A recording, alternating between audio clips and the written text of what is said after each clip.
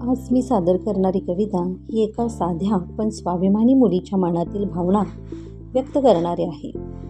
प्रत्येक व्यक्तीकडे बाह्य सौंदर्य नसेल तरी तिच्या मनात असलेले गुण, जिद्द आणि आत्मविश्वासच तिची खरी ओळख ठरवतात.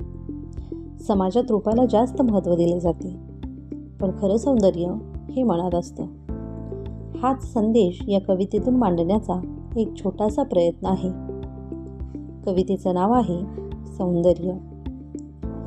आहे माझ्यात मनमोहक सौंदर्याची उणीव, काही जणांनी करून दिली याची जाणीव.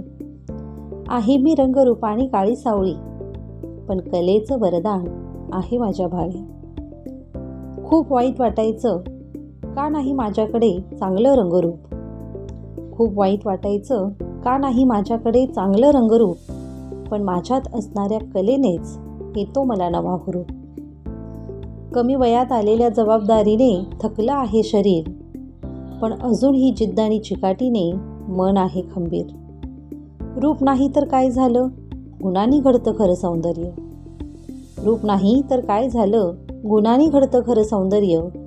स्वतःवर प्रेम करणं शिकले, हेच माझं मोठं सामर्थ्य, हेच माझं मोठं सामर्थ्य. धन्यवाद.